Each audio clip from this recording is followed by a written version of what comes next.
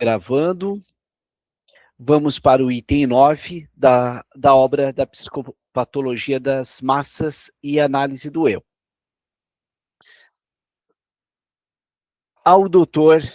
E. Richman, devo a resolução de outro caso em que, estando alguém em uma determinada localidade, um verso lhe impôs repetidamente como ocorrência, sem que se divisassem nem sua origem, nem suas relações.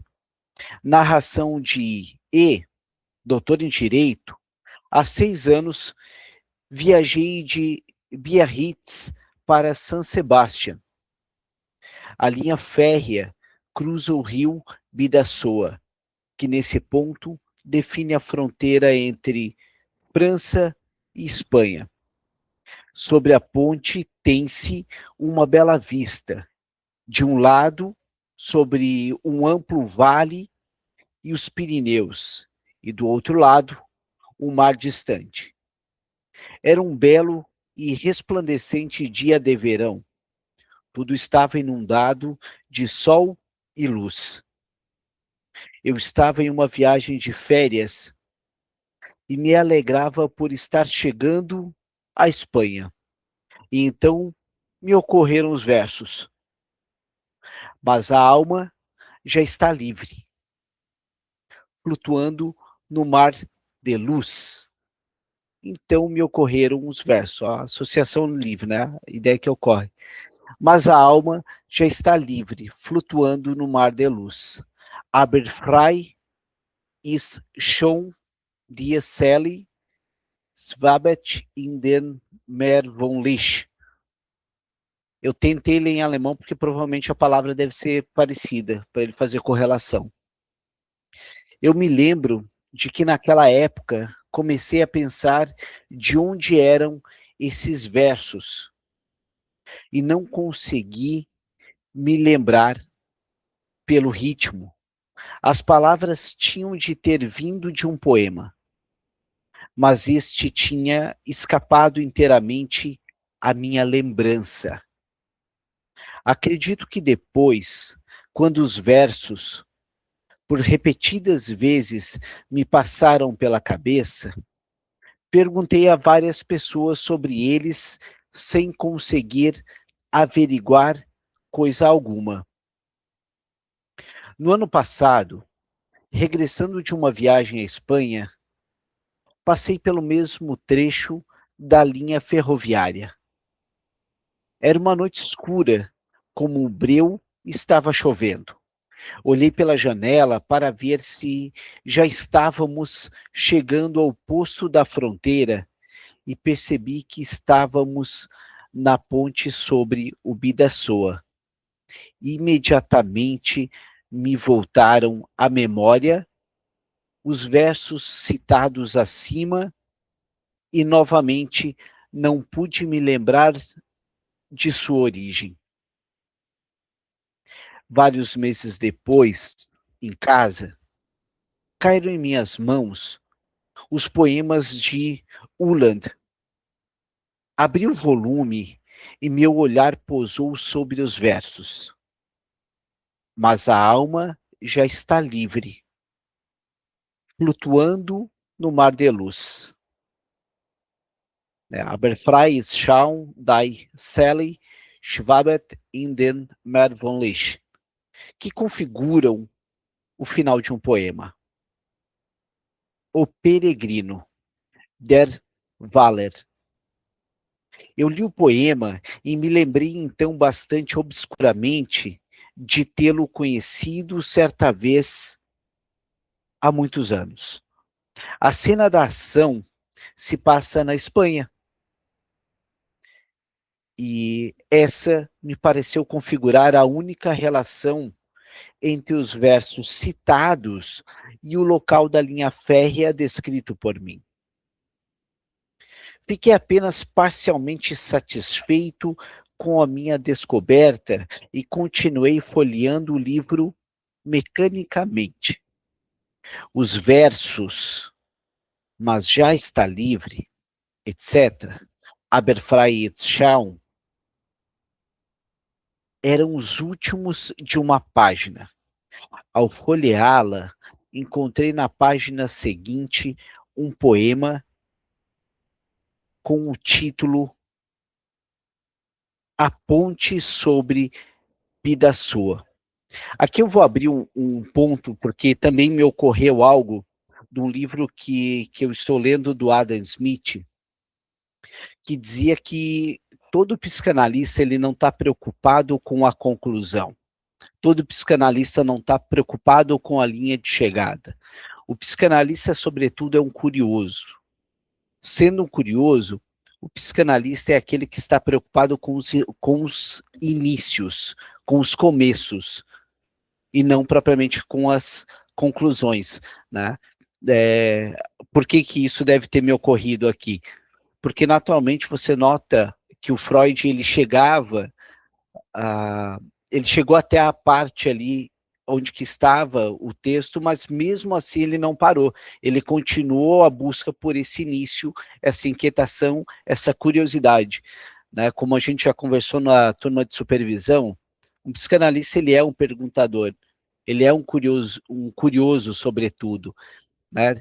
Tal qual aquela criança que está curiosa sobre a questão sexual, sobre a questão do sexo, lá no seu período de latência, né? O psicanalista é esse sujeito. Para vocês, até aqui, teve algo que tocou vocês? Cristiane, por favor. Bom dia, todo mundo.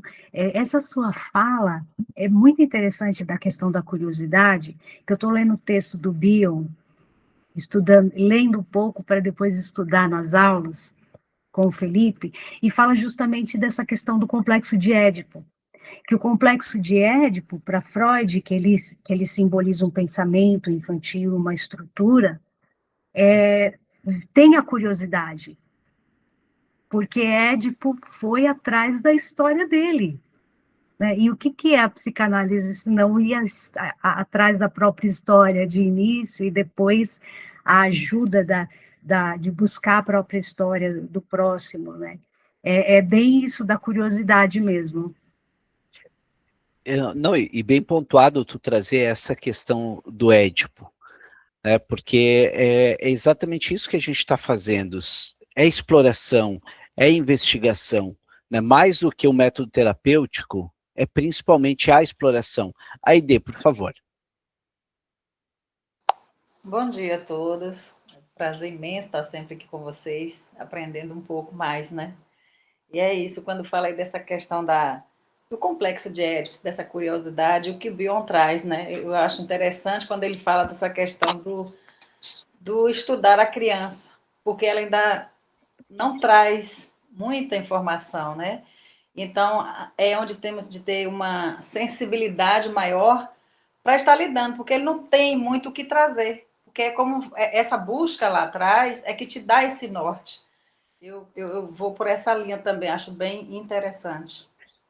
Aide, a criança, é bom a gente lembrar que nós vamos... Só fechar aqui, porque eu estou escutando minha voz. Né? Com a criança, a gente vai, sobretudo, auxiliar a nomear, né? E aí o Bion casa perfeitamente, né? É aquela história que eu gosto de citar, casa mais com o Winnicott, mas serve para o Bion, aquela criança que cai, que se machuca, e que o pai vai estar lá para dizer, calma, a gente vai fazer um curativo, vai ficar tudo bem. Né? Essa dor que você está sentindo é porque ralou, essa dor porque cortou, essa dor, mas nada que vai matá-lo, digamos assim, né? Então o analista, sobretudo com a clínica, com a criança, o analista é aquele que vai imputar também muitos significantes, né, com a criança. Mas quando a gente vai atender muitos adultos, haja vista que a gente atende o sujeito do inconsciente, se faz necessário que com muitos adultos a gente precise nomear muitas coisas. Né, final de sessão, né, um desespero que todo mundo tem.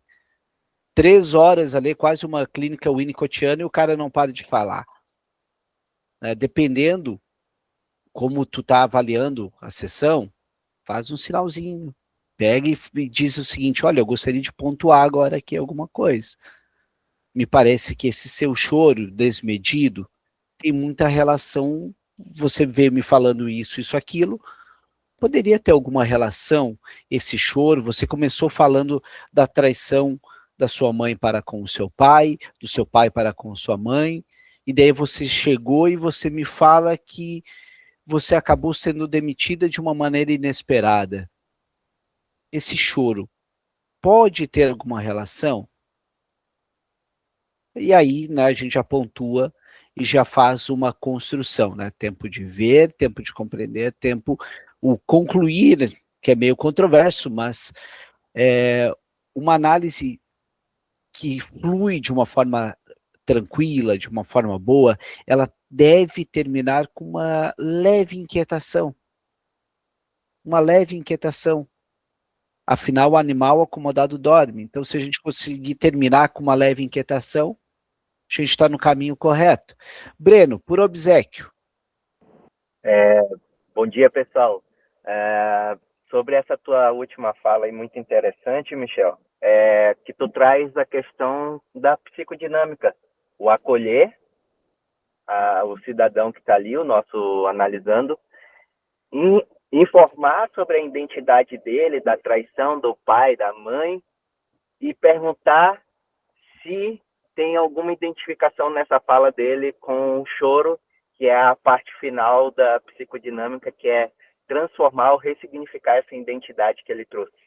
E eu achei bem interessante que, às vezes, a gente separa a análise da psicanálise com a análise da psicodinâmica, mas, na realidade, só são nomenclaturas diferentes e trazendo nessa mesma questão. O acolher, identificar que é a identidade desse cidadão que ele está trazendo naquele momento, que pode ser diversas facetas dessa identidade, e em seguida ressignificar aquele que ele está trazendo para o set terapêutico.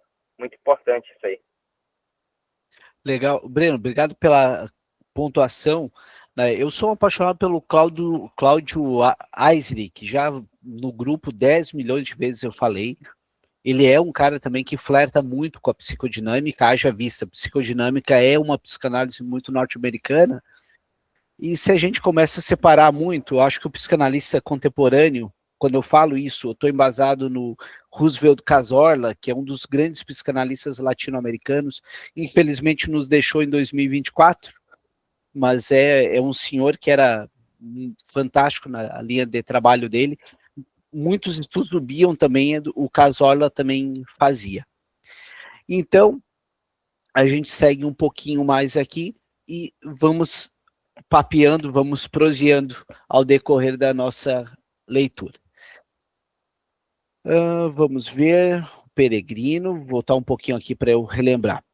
Eu li o poema e me lembrei, então, bastante obscuramente, de tê-lo conhecido certa vez há muitos anos.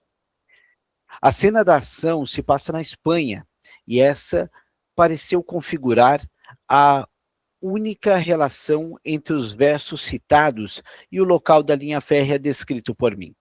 Fiquei apenas parcialmente satisfeito com a minha descoberta. Notem que essa é uma das marcas que a gente deve trazer para a psicanálise, para a nossa sessão. Ficar parcialmente satisfeito. Ah, mas eu já falei aquela coisa. Não, você, da forma que você vai falar agora, você não falou. Então, esse parcialmente satisfeito é importante para a nossa clínica. E continuei folheando o livro mecanicamente, ou seja, eu continuei indagando para que aquele analisando continuasse falando. Os versos, mas já está livre, eram os últimos de uma página. Ao folheá-la, encontrei a página seguinte, um poema com A Ponte de Bidasoa. Observo ainda que o conteúdo desse último poema me pareceu ser quase mais estranho que o do primeiro, e que seus primeiros versos dizem: na ponte de Bidasoa está um santo grisalho pela idade. Quem será esse santo aqui? À direita abençoa as montanhas espanholas, à esquerda abençoa o cantão francês, Auf der Bidasoa Brick, State, Heiliger, Ausgrau, Zeitnet, Rich, Die, Spachenberg, Links, der Freichengal. Ok. Não era nenhum jogo de palavras.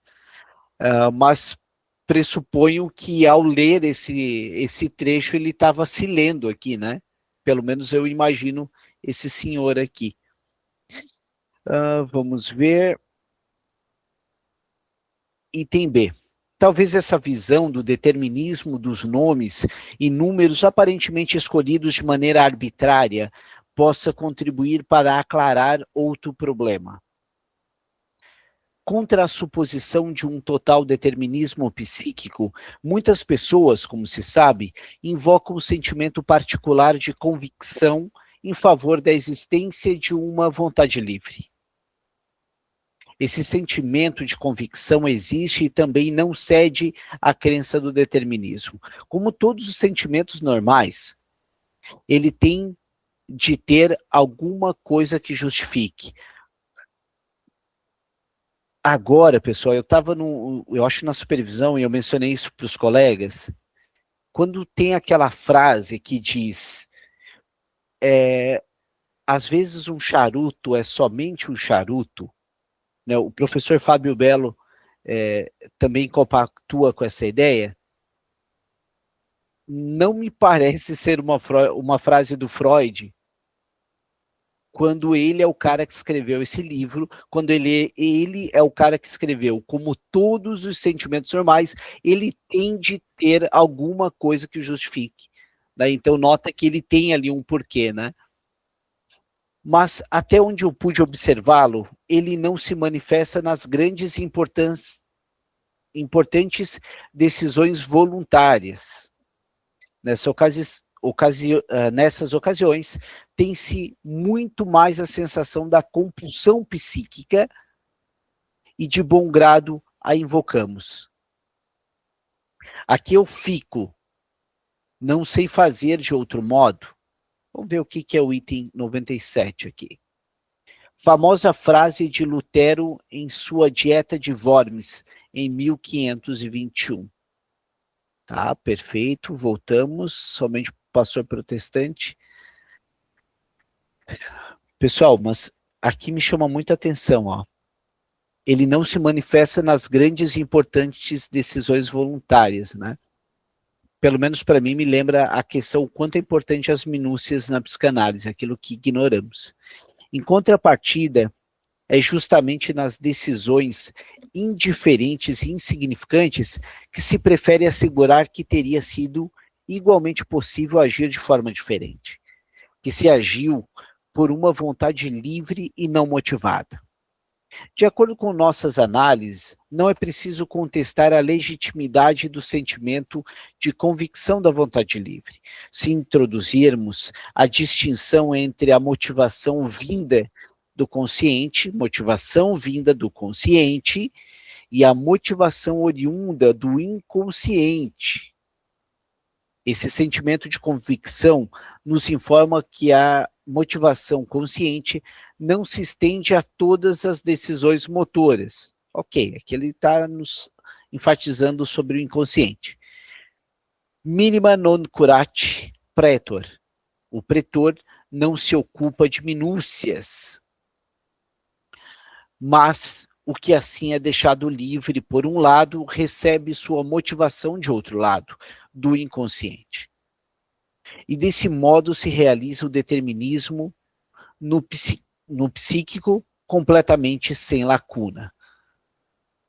Esses pontos de vista sobre o rigoroso determinismo de ações psíquicas aparentemente arbitrárias já trouxeram abundantes frutos para a psicologia e talvez também para a prática do direito.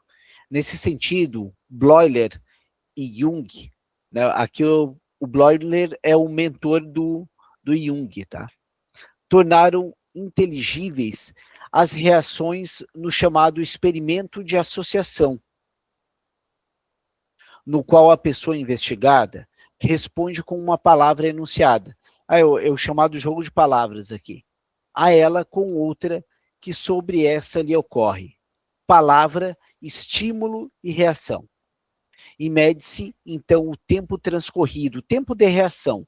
Jung mostrou em seus estudos associativos diagnósticos quão sutil é o reagente que possuímos para os estados psíquicos no experimento de associação assim interpretado.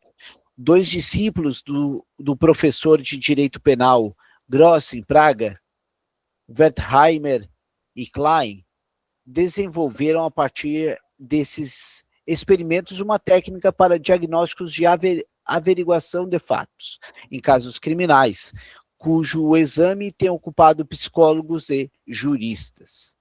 Tá? Aí estamos falando de um jogo de palavras. Colegas, alguém quer pontuar algo, o que compreendeu até essa parte, como é que está vendo, né? Eu gostaria de fazer minhas considerações aqui.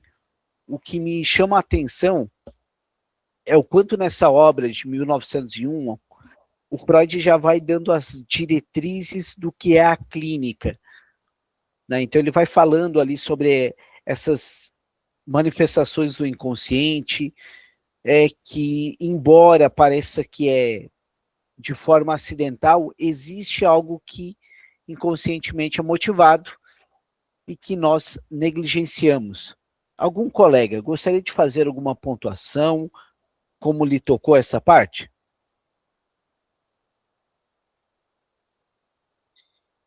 Então, não havendo ninguém, eu vou para o item C. Mesmo que pela própria natureza da situação, o pensamento consciente tenha de renunciar ao conhecimento, mesmo que, pela própria natureza da situação, o pensamento consciente tenha de renunciar ao conhecimento sobre a motivação dos atos falhos discutidos. Seria desejável descobrir uma prova psicológica da existência dessa motivação. E, de fato, é provável, por razões que derivam de um conhecimento mais preciso do inconsciente, que essas provas sejam descobertas em algum lugar. Existem realmente 2 campos em que se podem comprovar fenômenos que parecem corresponder a um conhecimento inconsciente. E, portanto, deslocado desta motivação. Vamos ver, só deixa eu ver aqui o que eu queria trazer para os colegas.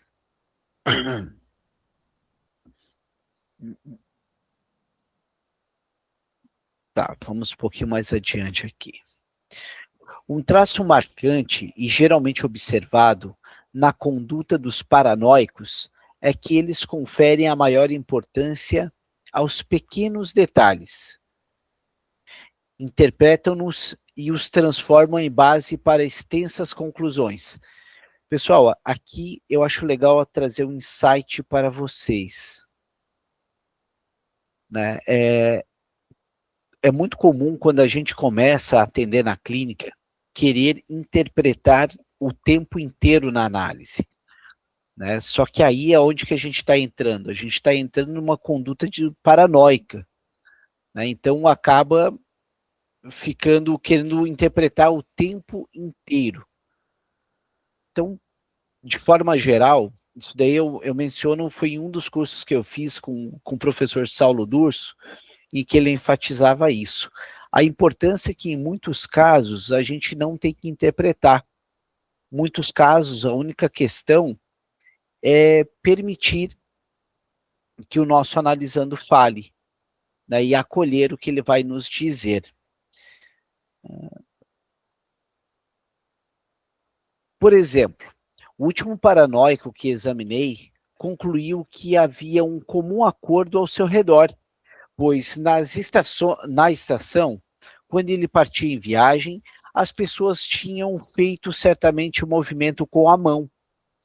Outro observou a maneira como as pessoas andavam na rua, como manejavam as bengalas. Partindo de outros pontos de vista, tem se imputado ao delírio de referência, esse modo de julgar manifestações não essenciais e causais de outras pessoas. Aqui é interessante também a gente trazer aquela pergunta para analisando, né? Enquanto você está falando sobre isso, o que está deixando de falar sobre você? Claro que aqui a gente fala em casos em que a gente não consegue achar alguma conexão, porque o analista tem que ter esse discernimento. Né? Qual é a função do analista? Quem analisa a análise não é o analista propriamente, sim o analisando. O analista analisa a viabilidade de haver uma análise. Aí que a gente entra como analista. Né? O teu analisando está dirigindo e ele chega para ti, podemos fazer a nossa análise e tal, eu estou me deslocando? Não, não podemos. Não podemos. Na hora que você chegar, você manda mensagem e a gente continua. Por que que a gente analisa a possibilidade ou não de fazer isso andando? Atos falhos. O cara tá dirigindo, se existe inconsciente, de repente o cara diz, e eu matei aquele cara, eu quis me matar, eu quis bater nele e assim vai lá e joga o carro para algum lugar. Né? Então, aí entra o analista, aquele que analisa a viabilidade de uma sessão. Está no meio de uma praça, todo mundo correndo atrás. Então, nós, como analistas, analisamos a viabilidade de haver uma análise. A categoria do que é casual, do que não requer motivação, que o homem normal considera uma parte de suas operações psíquicas e de seus atos falhos é, portanto, rechaçada pelo paranoico na aplicação às manifestações psíquicas dos outros. Tudo que ele observa nos outros é pleno de significado. Tudo é interpretável. Como ele chega a isso? Aqui é como em tantos casos semelhantes. Ele provavelmente projeta na vida psíquica dos outros o que está inconscientemente presente na sua. Olha que interessante aqui o conceito de projeção, né, que depois a gente vê na Klein, a gente vê no Ferenczi. Aqui o Freud também está nos trazendo isso. Na paranoia, pressionam-se a consciência muitas coisas cuja presença inconsciente em normais e em neuróticos só pode ser demonstrada por meio da psicanálise.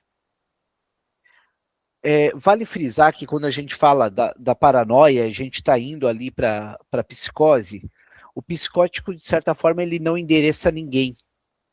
Né? Os seus dilemas, de certa forma, o paranoico ele vai direcionar para todos. Diferente do neurótico, né? O neurótico ele vai ter ali um alvo, ele vai ter um grande outro. Já por sua vez, o psicótico não. O psicótico ele é o inconsciente a céu aberto, como diz a Colette Soler. E ele não tem esse recalque. Ele tem a forclusão, por isso tem uma obra muito boa que é o Sujeito Lacaniano, do Bruce Fink.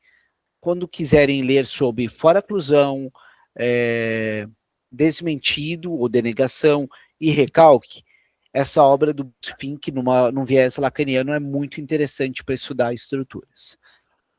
Em certo sentido, portanto, o paranoico tem razão nisso, pois ele reconhece algo que escapa ao indivíduo normal.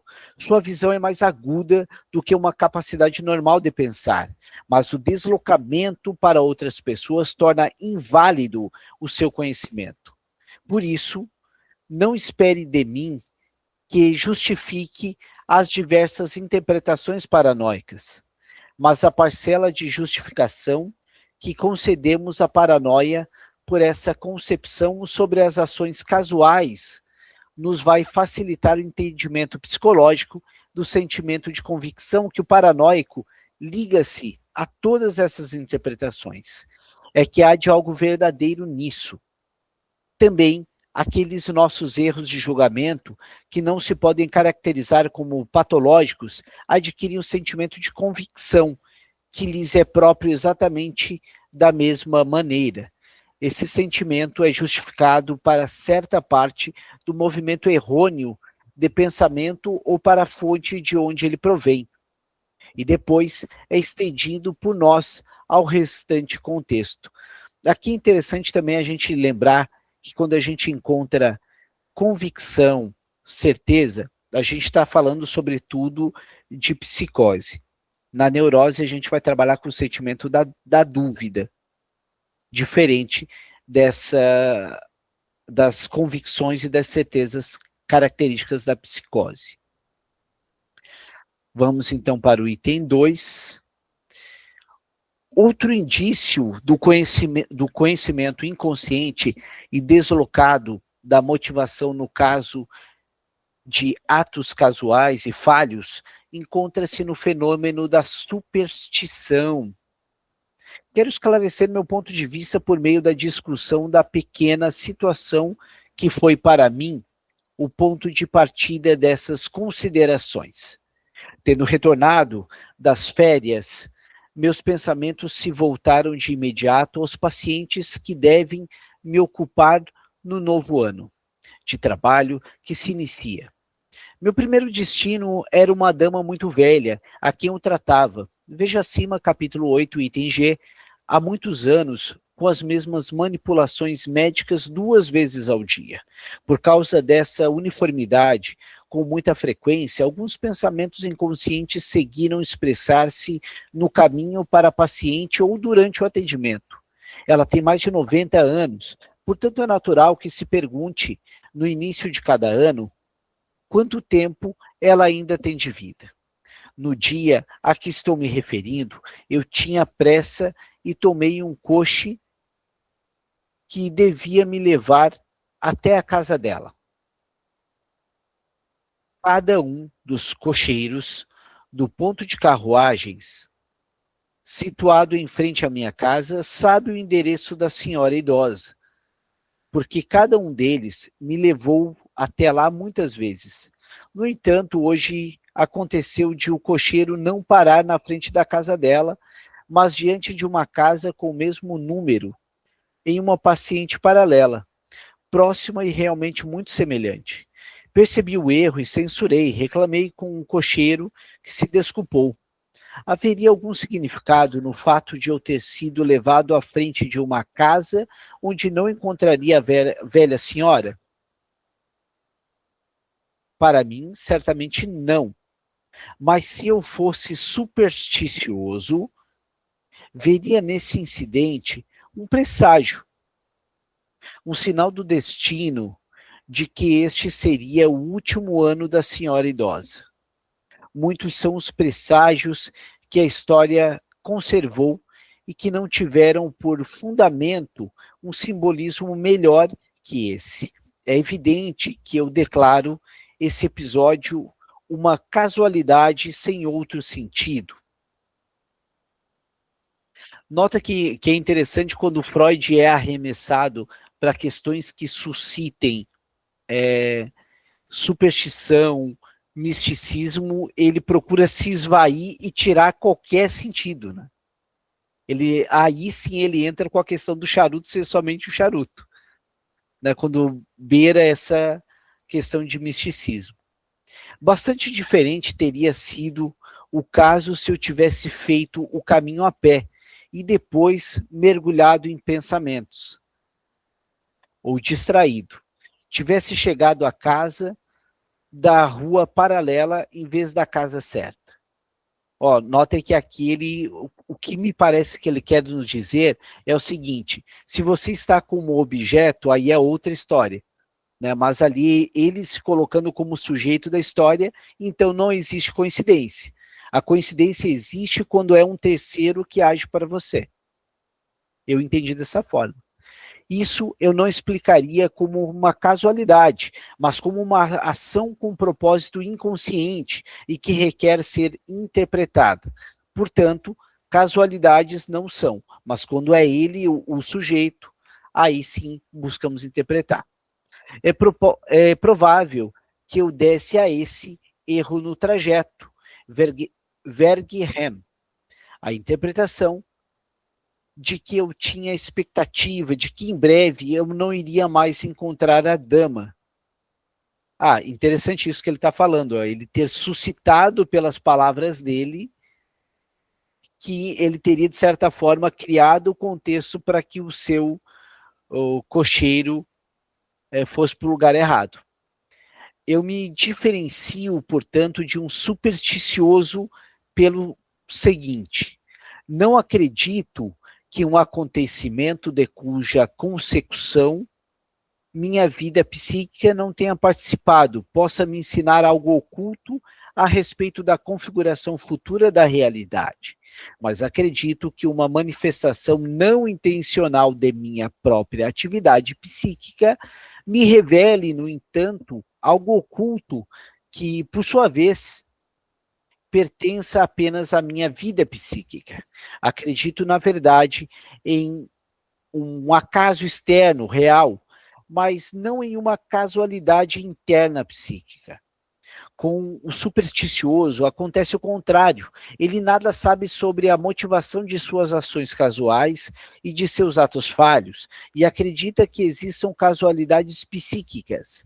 Em compensação, ele está propenso a atribuir ao acaso exterior um significado que vai se manifestar no acontecimento real e a ver no acaso um meio pelo qual se expressa algo que possa ele se esconder fora. As diferenças entre mim e o supersticioso são duas. Primeira, ele projeta para fora uma motivação que eu procuro dentro. Segunda, o acaso ele interpreta por meio de um acontecimento que eu reconduzo a um pensamento. Mas o que está oculto para ele corresponde ao inconsciente em mim. E é comum a nós dois a compulsão a não considerar o acaso como acaso, mas a interpretá-lo. Portanto, acrescento nesse ponto um belo exemplo em que N.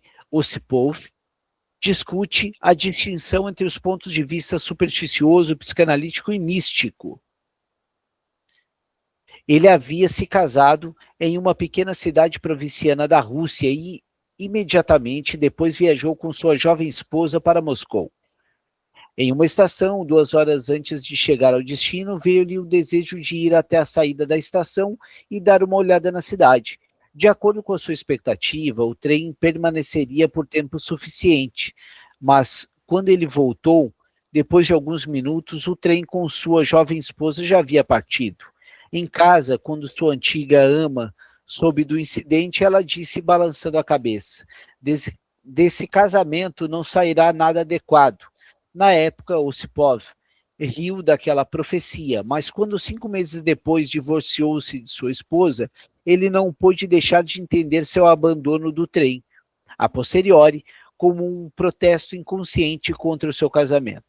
A cidade em que lhe sucedeu esse ato falho ganhou anos mais tarde um grande significado para ele, pois nela vivia uma pessoa com quem o destino iria mais tarde ligá-lo estreitamente a essa pessoa, e mesmo o fato de sua existência eram-lhe, na época, completamente desconhecidos.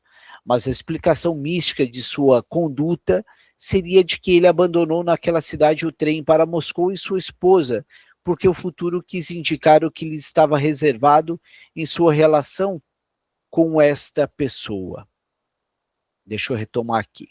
Suponha agora que esse desconhecimento consciente e esse conhecimento inconsciente da motivação das contingências psíquicas sejam uma das raízes psíquicas da superstição, porque o supersticioso nada sabe da motivação das próprias ações casuais, e porque o fato dessa motivação pressiona por um lugar em seu reconhecimento.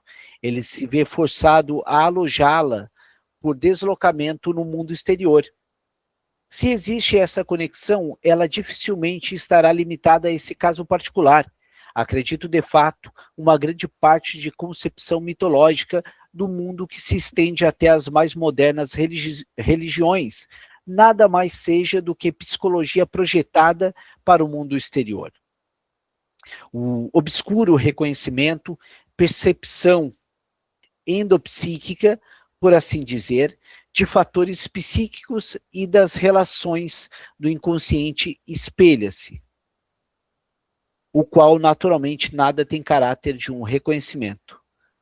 Pessoal, alguém tem alguma pontuação, ponderação, reflexão? O que vê nesse trecho? Alguém gostaria de pontuar algo? Cristiane, por favor. O que é interessante nesse que ele traz do que é místico e daquilo que é casual é que o psiquismo, na verdade, entra como um misticismo, um sobrenatural para quem é místico, porque ele justamente planta inconscientemente aquilo que vai acontecer.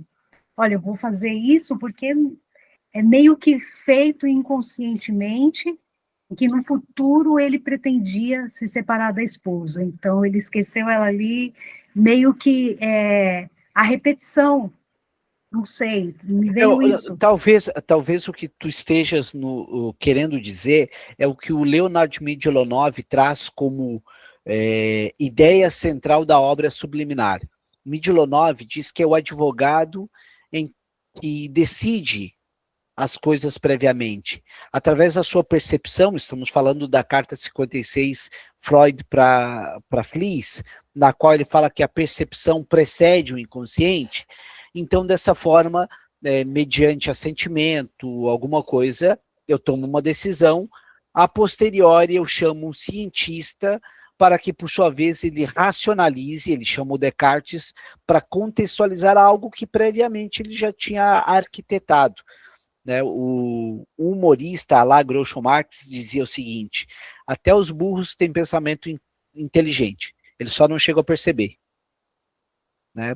Partimos então do pressuposto, acredito que essa é a construção que tu queira trazer, né? Pressuponho que seja isso. Né? Isso, Leonard Midlonov. Leonard Midlonov, Johanna, é um autor, ele é um polímata. Aí, só um pouquinho. Não, Michel, foi casual aqui, desculpa. Não, tudo bem. É só porque eu fico escutando o eco da minha voz. O Midlonov, ele é um polímata, portanto, ele é um cara que estuda em várias áreas. Ele traz obras como De Primatas a Astronautas, uma obra muito parecida com os Sapiens, do Yuval Harari. O Midlonov tem Elástico, ele tem o Andar do Bêbado, que fala da matemática do caos.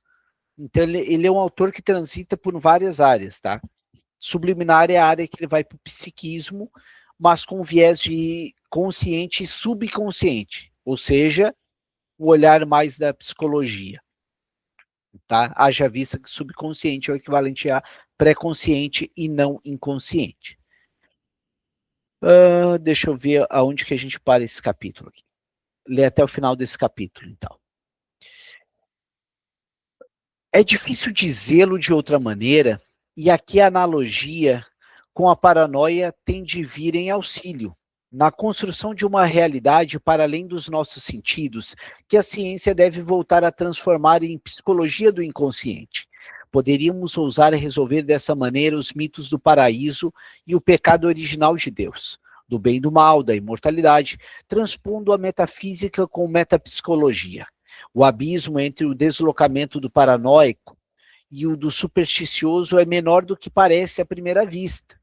Quando os seres humanos começaram a pensar, foram forçados, como bem se sabe, a resolver o mundo exterior antropomorficamente, em uma multiplicidade de personalidades concebidas à sua semelhança. As casualidades que eles interpretavam supersticiosamente eram, portanto, ações e manifestações de pessoas, e nisso eles se comportavam exatamente como os paranoicos, que tiram conclusões dos sinais insignificantes que os outros lhes oferecem. E também, como todas as pessoas saudáveis, com direito, tomam as ações casuais e não intencionais de seus semelhantes como base para a estimativa do seu caráter. A superstição aparece muito fora do lugar apenas em nossa visão de mundo moderna, científica, mas de modo... Deixa eu voltar aqui que eu me perdi. Nossa visão moderna, científica, mas de modo algum ainda acurada. mas na cosmovisão de épocas e povos pré-científicos. A superstição era justificada consequentemente.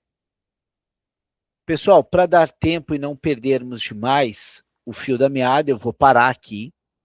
Semana que vem a gente segue, então, na página 229. Eu abro a palavra agora para os colegas que queiram dela fazer uso. Alguém quer pontuar algo? Algum insight que veio para alguns dos colegas? Então, as considerações que eu faço do que nós lemos agora, pelo que eu li e eu trouxe para mim, fica muito a questão da importância de nós sabermos distinguir o que é superstição, o que é uma visão do outro, fazendo a associação quando nós, de alguma forma, impactamos e geramos no outro o desejo que passa a ser nosso. Né? Como o Freud menciona com o cocheiro, o quando ele poderia estar induzindo esse cocheiro a chegar a essa conclusão. Mas de forma que a superstição seria algo que não teria fundamento. Seria o equivalente, ou quiçá até pior, do que aquele paranoico que quer interpretar tudo o tempo inteiro. Né? Então, vamos partir do pressuposto que, na clínica, como analistas, nós analisamos a possibilidade de haver uma análise. Como analistas, nós vamos analisar onde pode haver, numa minúcia, algo que pode ser uma construção, ou quanto aquilo passa a ser simplesmente algo para nos tirar de um possível caminho de interpretação ou de construção. Cristiane, por favor. Na verdade, é uma opinião que eu quero sua, né? Dessa questão da superstição e desse caso que o Freud traz, né? De que houve ali um terreno, né? Que ele fez ali todo um ato falho, esqueceu a esposa no trem, enfim, dentro de uma análise, né? Isso pode emergir como um desejo e uma antecipação antes de que tudo aconteça, para que o sujeito consiga identificar esse desejo? Tá, vamos partir do pressuposto que tu estás dizendo que o teu analisando está te contando. Eu esqueci a minha esposa lá. Seria isso? Sim, sim. Como e aí que... antecipar isso, porque depois de algum tempo ele acabou, né, se separando da esposa, e na verdade teria sido um desejo antecipado disso. Eu acredito que sim. Eu vou trazer para ti o caso de o analisando / analisanda, que trouxe um sonho para mim, disse, nossa, eu tive um sonho, não sei se é sonho, se é pesadelo, e fiquei em cima do muro. E ele me conta que eu e a minha esposa, a gente estava se separando. Mas eu estava feliz com isso. E daí ele me disse, não, mas eu te confesso que eu amo a minha esposa, eu não cogito de separar dela. E daí eu perguntei para ele, tá, mas em qual momento você quer se separar dela? Por que será que esse sonho surgiu? O que será que ele quer dizer para você? O que vem para você na sua cabeça? Por que você queria se separar dela? O que aconteceu recentemente na vida de vocês, enfim, todas essas coisas. E daí ele faz uma construção interessante, ele diz, tu quer saber? Na verdade eu tenho na minha cabeça que a minha esposa, ela não é ou meu esposo. Mas dependendo a etapa do trabalho, das coisas, é como se fossem várias pessoas, e eu te confesso que tem partes dela que eu quero me separar dela mesmo. E daí ele mudou a postura, ele mudou o tom de voz, e ele vai me falando, fazendo toda uma construção. Aí, a gente pode até quase que trazer um conceito meio psicótico, né? Daquela pessoa que separa em dois diferentes, né? E daí eu lembro que a gente conversou, mas se você se separar de uma, você se separa da outra também. E daí a gente foi fazendo uma construção, mas enfim, parto do pressuposto que a gente está ali para apresentar o desejo daquele analisando, mas o mais importante, Cristiane, é que ele tenha a condição de chegar a essa construção. Isso é fundamental que o analista consiga entender se ele vai conseguir chegar a essa construção sozinho. Né? O analista ele tem que ter essa perspicácia, porque senão fica uma situação de a gente estar empurrando para o cara e fica aquela sensação, esse analista quer que eu me separe. E ele se exime, não, eu me separei na verdade porque eu fui induzido. Não foi induzido, você falou isso na análise. Né? Então, a minha perspectiva é sempre a gente, como eu falei há pouquinho tempo atrás, a gente terminar uma sessão com uma leve inquietação. Mas será que é isso mesmo que você quer? Será que é das duas? Será que é de uma? Quando é que isso acontece? Né? Eu parto desse pressuposto. Mas procura não chegar naquela questão da certeza. Que daí a gente perde o nosso lugar da análise. Porque lembra só, olha só, numa análise, o analista ele é o objeto da sessão e ele tem que gerar aquela sensação de que o analisando está sozinho dentro da sala. Porque se eu dou uma resposta para ele não está mais sozinho. Demanda é para ser escutada, para ser acolhida, não para ser atendida. Então ele está sozinho, e se ele está sozinho, a resposta veio dele mesmo. Ele é o sujeito da análise. Sendo sujeito, ele não tem como ser objeto de outra pessoa. O analista não pode sair e se tornar sujeito para torná-lo outro objeto. Consegui responder ou confundiu mais ainda? Não, conseguiu sim, porque é uma questão, quando um analisando traz uma situação dessa, aí você, né, eu como sou nova na área, fica com aquela, é isso mesmo, essa ansiedade de querer dar uma resposta ou mostrar um caminho, e não, né, tem que deixar a pessoa construir o caminho. Uma coisa muito importante, tenta sempre dar uns segundinhos. É difícil, às vezes a gente está meio eufórico, a gente pega um analisando que é muito 220 e depois já vai para uma outra, às vezes a gente vai nessa toada, mas tenta sempre dar uma refreada ali, uma freada, para deixar ele processar, para elaborar aquilo. O silêncio é uma das coisas cruciais na análise. Tá? Pessoal, obrigado pela participação de todos. Até quem é da supervisão até amanhã às 8 da noite. Quem é do Bion até quarta às 8. Quem é do NIT até sexta às 4. E quem é da BPC, sexta-feira, aula de fundamentos de psiquiatria também comigo às 7 da noite. Então, boa semana a todos, bons atendimentos, bom trabalho a todos. Tchau, tchau.